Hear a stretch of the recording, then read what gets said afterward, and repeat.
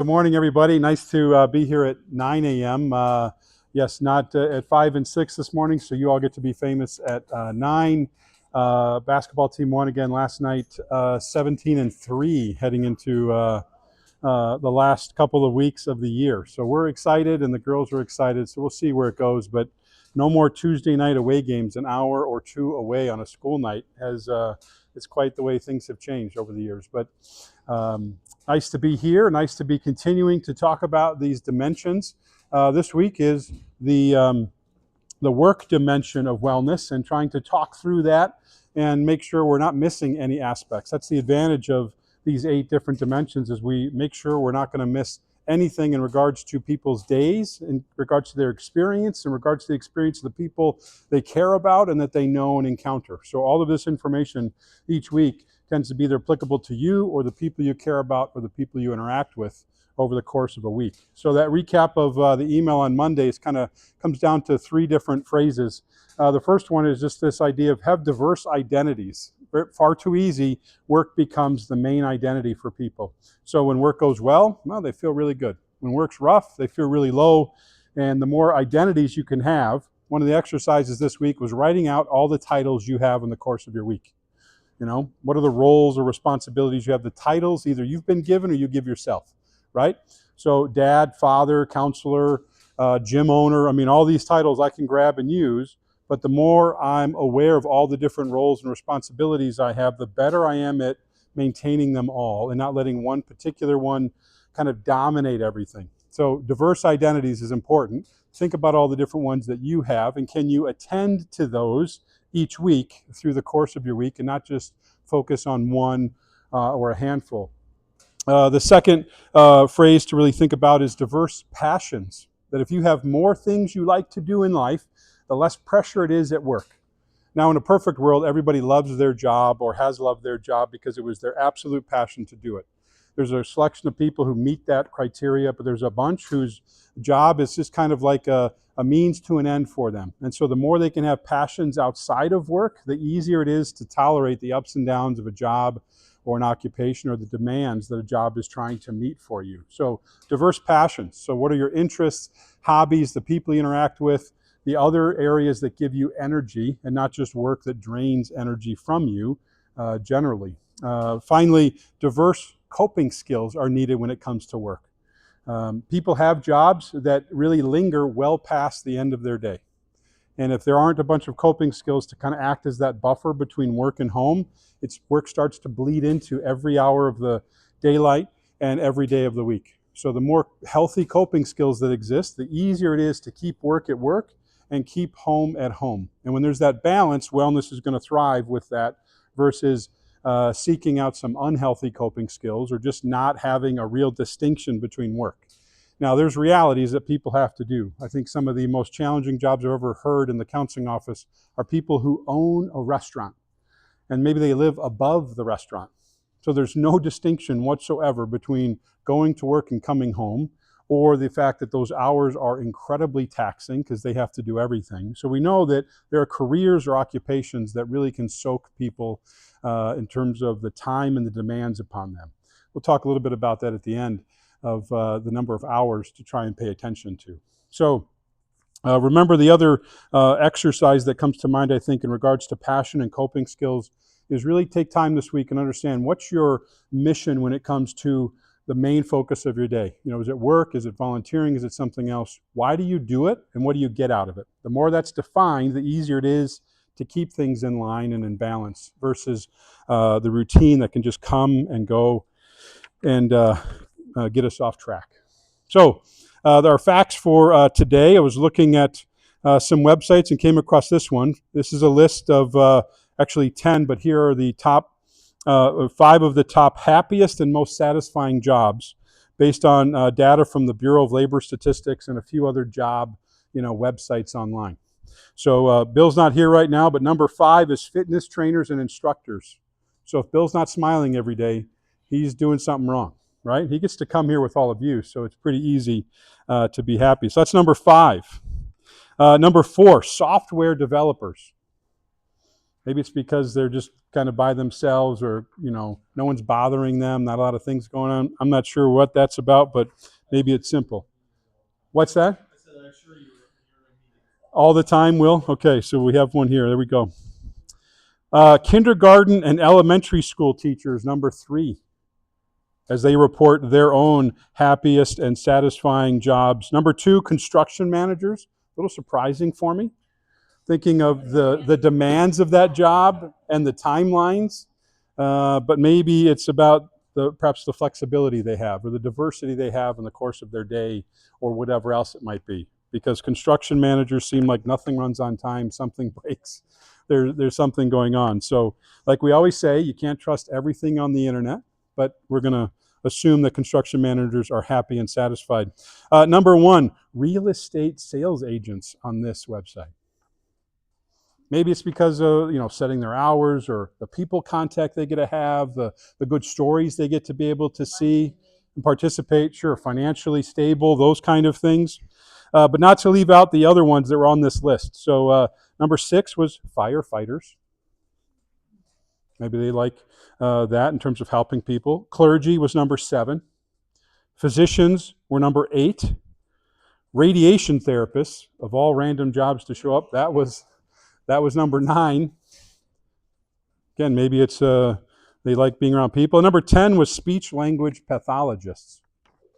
So helping people connect and communicate and understand what things are going on. So, Bill, you just arrived. You're the 5th happiest person in terms of careers as fitness instructors and trainers. So pressure to be happy every day and satisfied. Bringing us to our good questions today. I've got a couple. The first one is, what job would you like to try for just one day for your enjoyment? I'll kick it off. My dream job to do for a day, McDill Pond, the dredger. I just thought, how nice. Because you just go across and you see those things disappear, turn around, ride back, just quiet. Oh, it's not quiet. Back and forth. Well, yeah, just, you can have someone on there with you and do a little chatting. So that would be mine, just for one day. Maybe it'd be old after 2 days. But one day, I'd really like to try that out at McDill Pond. So anybody else? What's the one job you would like to do for one day for enjoyment and to test it out? Retired grandma. Y'all sound like a great time. A retired grandma. There we go. Okay. There's probably some job shadowing you could do on that, Bill, around here. Like a ride along. That's right. Anything else? So Bill and I are answering. Nobody else? You're all just... Will, what do you think? It's like the exact opposite of everything I've ever done. A large equipment operator. Dig some holes with a large excavator, huh? Yeah. That one, I think, shows up a lot. We'll be thinking about it, right? There's probably some job. It's a good thing to talk about during your workout today and figure it out. The serious question for us, because I think this happens, is what is a job that you had in the past that cost you too much when it came to your wellness? You realized, I was out of balance, or this was really demanding or stressful, or it took me away from my priorities. It hurt my health in some kind of way. Yeah. Programmer. A programmer. No, really, like sometimes we were working between 60 and 80 hours a week with projects, and there was one time I had to seek help because it was too much. Okay. And I would get calls, in the middle of the night, because I had jobs that ran all times of the night, and at that time I had to go in. Couldn't work remotely. Yeah. So, wow. So yeah, it was demanding at times. Yeah. I loved it, but it's very demanding. Okay. On call, all those hours. It's understandable why that was hard. Any others that you can think of that were very significantly negatively impacting on your wellness? Yeah. The summers, in between college, summer college, I worked in a toilet seat factory, and that was something else. It was like Toilet seat factory. Working in a toilet seat factory. But they were asking what job it was. Yeah. And it was plastic, so you was like big machinery, Hmm. loud, Yeah. on your feet all day, and it sure appreciated me go back to college in fall. Yeah. You know, but it was very demanding. It was, Yeah. it's crazy. I could Yeah. never imagine. Yeah. It's one thing to do as a college student for a summer, another to make that be your only career kind of thing. Yeah. Yeah. So it's a lot of stuff to think about, but maybe keep your ears perked and find out what people are saying around you. I think there's a vast amount of respect that comes from really difficult jobs.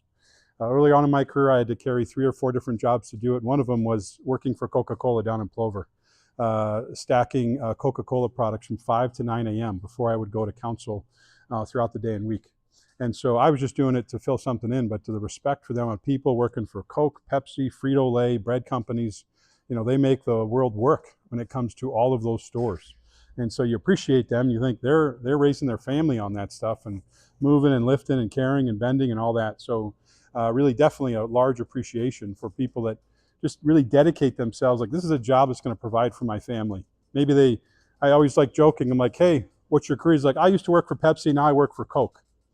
Right? It's like you went to the dark side or not. And they're like, it's all high fructose corn syrup to me because it provides for my family. And I thought that was a really wise statement, that they're like, I'm not here to align with one and hate the other. I'm here to make sure my kids have something going on. So one of the things I wrote about this week was just the economics of something. It's okay to just be grinding through and having that work ethic because the end is going to be worth it. And if you have diverse passions and diverse identities, it's much easier just to work a job for the sake of a job because you have energy and life coming in from outside of work to sustain you. So some final comments quickly here as we go through some final pieces. One, the higher your pride and satisfaction at work, I think the greater the positive effect on your wellness. It simply comes down to this: you have more energy for it. So when you really love what you do, it's not draining you through those 8, 10, 12 hours a day or more. You actually come home with some extra energy. And what you do with that is you're usually investing it in the relationships we've talked about, or your emotional health is in a better spot. So the more satisfaction you have, the more energy you have to pour into other things. As far as making a job work well for you, I would advise that you seek out challenges, you find growth and new learning within that job. Variety makes a big difference as people seek that satisfaction. They seek some personal growth at work. When it's repetitive or it's just you're in the same position, the same idea, you're not advancing, you're not learning anything, it starts to become very difficult mentally to endure in a situation like that. So when you're able to learn or to ask for other responsibilities, to focus on the interpersonal things around there, it helps to elevate work to be in a better spot as you go forward. And then finally, this observation I've seen is that when people work 60 or more hours a week, there is like a proportional decline in their ability to function. And I would just say that I think that's related to that there's not enough time for self-care. So it's 60 makes sense. Someone's working a full-time job and they have a part-time job afterwards to make ends meet.